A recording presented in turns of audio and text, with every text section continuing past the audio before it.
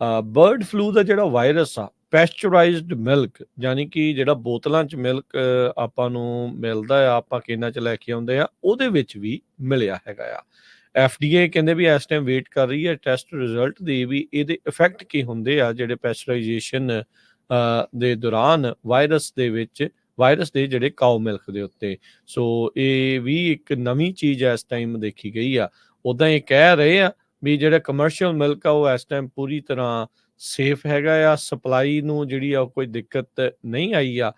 ਪਰ ਇਹ ਜਿਹੜੀ ਫਾਈਂਡਿੰਗਸ ਹੁਣ ਉਸ ਟਾਈਮ ਦੇ ਉੱਤੇ ਸਾਹਮਣੇ ਆਈਆਂ ਆ, ਜਦੋਂ H5N1 ਜਿਹੜਾ ਇੱਕ ਸਟ੍ਰੇਨ ਹੈਗਾ ਬਰਡ ਫਲੂ ਦਾ, ਉਹ ਪਹਿਲੀ ਵਾਰੀ ਜਿਹੜਾ ਉਹ ਦੇਖਿਆ ਗਿਆ ਸੀ ਕਈ ਸੂਬਿਆਂ ਦੇ ਵਿੱਚ, ਜਿਹਨੇ ਕਿ ਗਾਂ ਵਾਲੀਆਂ ਦੁੱਧ ਵਾਲੀਆਂ ਗਾਵਾਂ ਦੇ ਉੱਤੇ ਅਸਰ ਪਾਇਆ ਸੀ। ਹੁਣ ਤੱਕ 8 ਸੂਬਿਆਂ ਦੀਆਂ ਵੱਖ-ਵੱਖ ਹਰਡਸ ਦੇ ਵਿੱਚ ਬਰਡ ਫਲੂ ਇਹਨਾਂ ਗਾਵਾਂ ਦੇ ਵਿੱਚ ਲੱਭਿਆ ਗਿਆ ਹੈ। ਤੇ ਇਹ ਵੀ ਦੇਖਿਆ ਗਿਆ ਸੀ ਵੀ ਜਿਹੜੇ ਲੋਕ ਇਹਨਾਂ ਪੋਲਟਰੀ ਦੇ ਜਾਂ ਗਾਵਾਂ ਦੇ ਨਜ਼ਦੀਕ ਕੰਮ ਕਰਦੇ ਸੀ, ਇਹ ਬੰਦਿਆਂ ਤੱਕ ਵੀ ਜਿਹੜਾ ਇਨਸਾਨਾਂ ਦੇ ਵਿੱਚ ਵੀ ਪਹੁੰਚਿਆ ਆ। ਹੁਣ FDA ਕਹਿੰਦੇ ਵੀ CDC ਦੇ ਨਾਲ ਮਿਲ ਕੇ ਕੰਮ ਕਰ ਰਹੀ ਆ, ਨਾਲ ਹੀ USDA ਦੇ ਇਸ ਇਨਵੈਸਟੀਗੇਸ਼ਨ ਚੱਲ ਰਹੀ ਹੈ ਇਹਦੀ ਆਊਟਬ੍ਰੇਕ ਨੂੰ ਲੈ ਕੇ ਵੀ ਇਹ ਤੁਰਿਆ ਕਿੱਥੇ ਆ। ਤੇ ਹੁਣ ਜਿਹੜੇ ਕੁਝ ਪੈਸਚਰਾਈਜ਼ਡ ਜਿਹੜਾ ਮਿਲਕ ਆ, ਜਿਹਨੂੰ ਆਪਾਂ ਅੱਖਾਂ ਮੀਟ ਕੇ ਦੇਖ ਲਓ, ਆਪਾਂ ਪੀਂਦੇ ਆ ਸਾਰੇ ਜਾਣੇ, ਤੇ ਉਹਦੇ ਵਿੱਚ ਜਿਹੜੇ ਵਾਇਰਸ ਲੱਭੇ ਆ, ਇਹਦਾ ਅਸਰ ਕੀ ਆ ਦੁੱਧ ਦੇ ਉੱਤੇ, ਤੇ ਕੀ ਇਸ ਦੇ ਵਿੱਚ ਇਹ ਜਿਹੜਾ ਵਾਇਰਸ ਆ ਉਹ ਬਚ ਸਕਦਾ ਆ,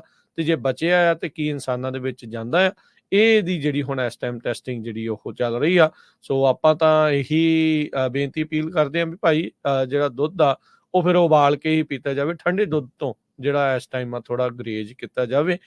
ਵੀ ਨੈਵਰ ਨੋ ਵੀ ਕਿੱਦਾਂ ਦੀ ਜਿਹੜੀ ਚੀਜ਼ ਆ ਉਸ ਦੇ ਵਿੱਚ ਚੱਲ ਰਹੀ ਆ। ਬਰਡ ਫਲੂ ਦਾ ਜਿਹੜਾ ਵਾਇਰਸ ਆ, ਪੈਸਚਰਾਈਜ਼ਡ ਮਿਲਕ, ਯਾਨੀ ਕਿ ਜਿਹੜਾ ਬੋਤਲਾਂ 'ਚ ਮਿਲਕ ਆਪਾਂ ਨੂੰ ਮਿਲਦਾ ਆ, ਆਪਾਂ ਕੇਨਾਂ 'ਚ ਲੈ ਕੇ ਆਉਂਦੇ ਆ, ਉਹਦੇ ਵਿੱਚ ਵੀ ਮਿਲਿਆ ਹੈਗਾ ਆ।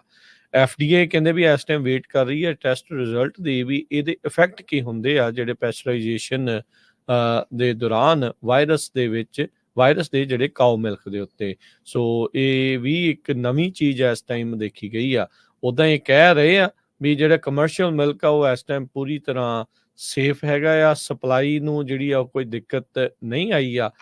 ਪਰ ਇਹ ਜਿਹੜੀ ਫਾਈਂਡਿੰਗਸ ਹੁਣ ਉਸ ਟਾਈਮ ਦੇ ਉੱਤੇ ਸਾਹਮਣੇ ਆਈਆਂ ਆ, ਜਦੋਂ H5N1 ਜਿਹੜਾ ਇੱਕ ਸਟ੍ਰੇਨ ਹੈਗਾ ਬਰਡ ਫਲੂ ਦਾ, ਉਹ ਪਹਿਲੀ ਵਾਰੀ ਜਿਹੜਾ ਉਹ ਦੇਖਿਆ ਗਿਆ ਸੀ ਕਈ ਸੂਬਿਆਂ ਦੇ ਵਿੱਚ, ਜਿਹਨੇ ਕਿ ਗਾਂ ਵਾਲੀਆਂ ਦੁੱਧ ਵਾਲੀਆਂ ਗਾਵਾਂ ਦੇ ਉੱਤੇ ਅਸਰ ਪਾਇਆ ਸੀ। ਹੁਣ ਤੱਕ 8 ਸੂਬਿਆਂ ਦੀਆਂ ਵੱਖ-ਵੱਖ ਹਰਡਸ ਦੇ ਵਿੱਚ ਬਰਡ ਫਲੂ ਇਹਨਾਂ ਗਾਵਾਂ ਦੇ ਵਿੱਚ ਲੱਭਿਆ ਗਿਆ ਹੈ। ਤੇ ਇਹ ਵੀ ਦੇਖਿਆ ਗਿਆ ਸੀ ਵੀ ਜਿਹੜੇ ਲੋਕ ਇਹਨਾਂ ਪੋਲਟਰੀ ਦੇ ਜਾਂ ਗਾਵਾਂ ਦੇ ਨਜ਼ਦੀਕ ਕੰਮ ਕਰਦੇ ਸੀ, ਇਹ ਬੰਦਿਆਂ ਤੱਕ ਵੀ ਜਿਹੜਾ ਇਨਸਾਨਾਂ ਦੇ ਵਿੱਚ ਵੀ ਪਹੁੰਚਿਆ ਆ। ਹੁਣ FDA ਕਹਿੰਦੇ ਵੀ CDC ਦੇ ਨਾਲ ਮਿਲ ਕੇ ਕੰਮ ਕਰ ਰਹੀ ਆ, ਨਾਲ ਹੀ USDA ਦੇ ਇਸ ਇਨਵੈਸਟੀਗੇਸ਼ਨ ਚੱਲ ਰਹੀ ਹੈ ਇਹਦੀ ਆਊਟਬ੍ਰੇਕ ਨੂੰ ਲੈ ਕੇ ਵੀ ਇਹ ਤੁਰਿਆ ਕਿੱਥੇ ਆ। ਤੇ ਹੁਣ ਜਿਹੜੇ ਕੁਝ ਪੈਸਚਰਾਈਜ਼ਡ ਜਿਹੜਾ ਮਿਲਕ ਆ, ਜਿਹਨੂੰ ਆਪਾਂ ਅੱਖਾਂ ਮੀਟ ਕੇ ਦੇਖ ਲਓ, ਆਪਾਂ ਪੀਂਦੇ ਆ ਸਾਰੇ ਜਾਣੇ, ਤੇ ਉਹਦੇ ਵਿੱਚ ਜਿਹੜੇ ਵਾਇਰਸ ਲੱਭੇ ਆ, ਇਹਦਾ ਅਸਰ ਕੀ ਆ ਦੁੱਧ ਦੇ ਉੱਤੇ, ਤੇ ਕੀ ਇਸ ਦੇ ਵਿੱਚ ਇਹ ਜਿਹੜਾ ਵਾਇਰਸ ਆ ਉਹ ਬਚ ਸਕਦਾ ਆ, ਤੇ ਜੇ ਬਚਿਆ ਆ ਤੇ ਕੀ ਇਨਸਾਨਾਂ ਦੇ ਵਿੱਚ ਜਾਂਦਾ ਆ। ਇਹਦੀ ਜਿਹੜੀ ਹੁਣ ਇਸ ਟਾਈਮ ਟੈਸਟਿੰਗ ਜਿਹੜੀ ਉਹ ਚੱਲ ਰਹੀ ਆ।